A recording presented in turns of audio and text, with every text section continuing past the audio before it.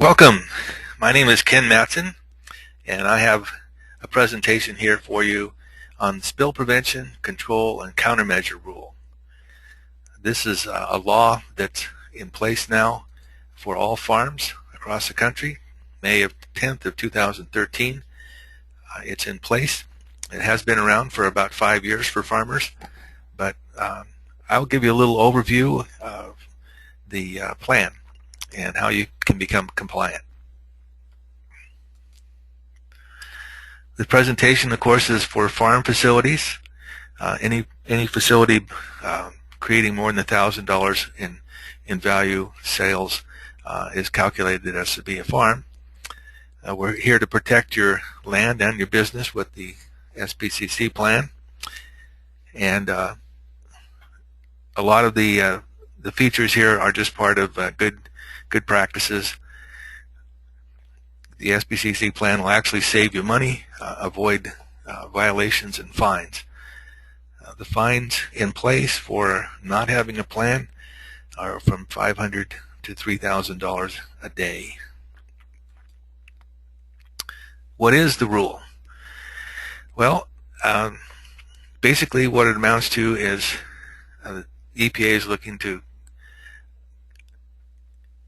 create or stop oils from reaching waterways.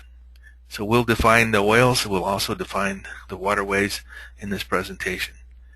Another feature to the SPC rule is what we call facility response plans.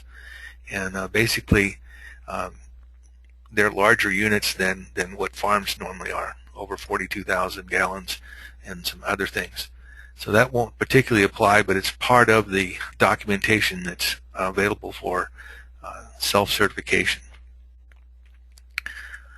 So we want to prevent oil discharges from reaching navigable waters in the U.S. and adjoining shores.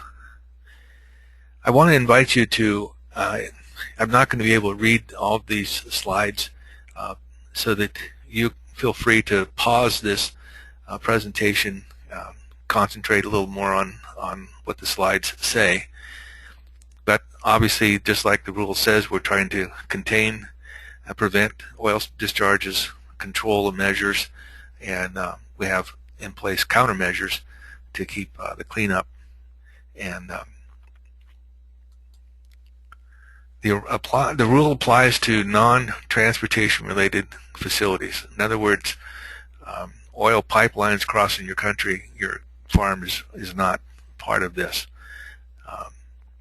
and you're not a train, so that would be part of the transportation issues. Like I mentioned a little earlier, fines are in place. A minor non-compliance is $500 to $3,000 for less than 42,000 gallons on your farm. This is the definition of a minor non-compliance, moderate non-compliance, and major non-compliance. This is the criteria for the SPC rule. If you store oils more than 1,320 gallons and or you have 42,000 gallons of underground storage, you must have an SPCC plan. If your facility is determined to have a reasonable expectation of an oil discharge, you must have an SPCC plan. We'll define these as we go along. Part of the 1,320 gallon calculation for inventory is 55 gallons and greater in drums or bins or whatever. Not counted is something less than 55 gallons, 30-gallon drum. Here's the definitions of oils on the farm. Here's examples of oil on the farm. And these are the definitions of navigable waterways. You can see the surface waterways, streams, creeks, rivers, lakes, wetlands.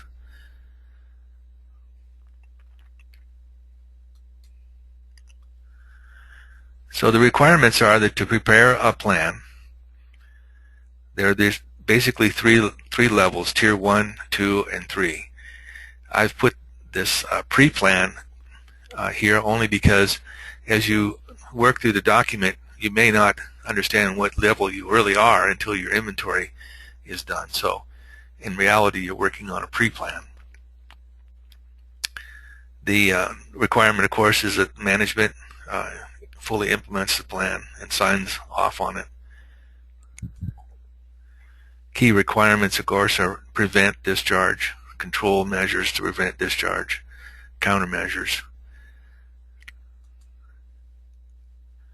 For farms with 10,000 gallons of oil and greater, a professional engineering company would need to certify the farm. For farms with 1,320 to 10,000 gallons, they fall in the area of Tier 1 and Tier 2. The professional engineer is licensed for that state,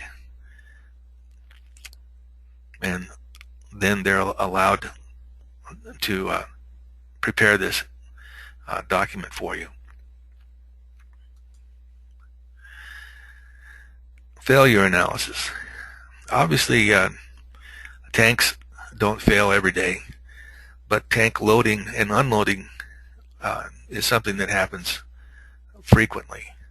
So these are areas we're going to be looking at to protect from spills.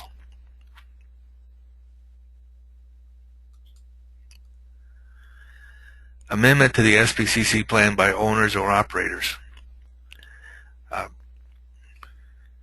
What's happened here is that the SPC people know that every farm is not compliant presently, so there would be some work to do. And because of the timing, seasons, work schedules, and other things, it can't be completed in a very short period of time. So amendments can be added to this document for just what you see: decommissioning, building double wall or secondary containment, whatever. Once you get this project list, you're allowed 6 months to complete. The requirement with the plan is that it be reviewed every 5 years, as well as an ongoing process. Documenting the plan review. When you see the document, which you can download off my website, it's 20 some odd pages long. The first couple of pages is a certification and a place for you to sign that you've are aware of the SPC rules and that you're in compliance. Not a lot of people understand that this is a living plan document, and the object is for you to be make employees aware and other people on the property. So the plan must be available for people to read, and this is part of the rule. There are tests and inspections and records. Possibly once a month you need to go out and, according to your plan, you need to go out and check the integrity of your tanks, valves, nurse tanks for leaks, and make sure things are going well. These are examples of non-compliant secondary containment tanks. The upper left-hand corner is something you see normally on farms, gravity-fed ag tanks. But in order to be compliant with the SPCC, there needs to be secondary containment for those tanks. Tank on the right has a berm for secondary containment, but as you can see, there's a water level there that if that large tank was to fail, it would push the water and the oil right off over the top of that berm. So that's not a compliant situation. In the bottom left is a typical, again, tank situation. I'm a tank salesperson, and unfortunately ag tanks, we've sold tanks like this, and they're not on saddles or rails like the first tank. They're sitting on the ground, and therefore you cannot inspect them as to whether they leak or not. Overfill protection is a big issue. Obviously you're filling the tanks, and you have employees or fuel distributors doing that. So you want to upgrade your tanks, put the proper gauges on so that you can tell when the tank is full or 90%. And these are simple things to do, but unfortunately not many ag tanks have it on them.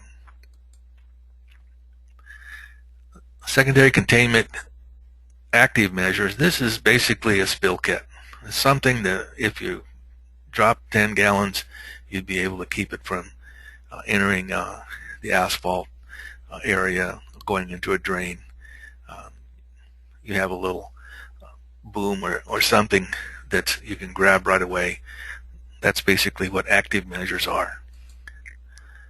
General secondary containment for like nurse tanks and mobile refuelers. We're looking at again, understanding the drainage of the land and providing some restriction from a leak that might happen in a nurse tank heading towards some stream. Other measures for secondary containment you can see here: curbing, pans, double wall tanks. So what we provide, this is just an overview, but on this website we have a step-by-step instruction for filling out the 20+ pages explaining the issues, how to go about it, walking you through it, mentoring you. And so that is what this plan is all about: 3-ring binder, overview, certification forms, frequently asked questions. Those are all part of what we extend to you on our website and by CD for training. The value is $3.99, secure online purchase. Obviously we want to get you compliant as fast as we can and get you back on the farm doing what you do best. We'll help with amendment projects. As I mentioned earlier, I can supply gauges, tanks and equipment, secondary containment equipment. And if after you've gone through our process and you decide that you'd rather have somebody else come out and inspect your property and do all the inventory and diagrams, we can get possibly one of my sales associates to come to your farm in your state.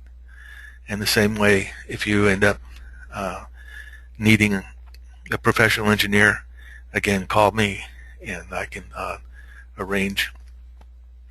possibly arrange for somebody to be able to come out to your property and do this project for you.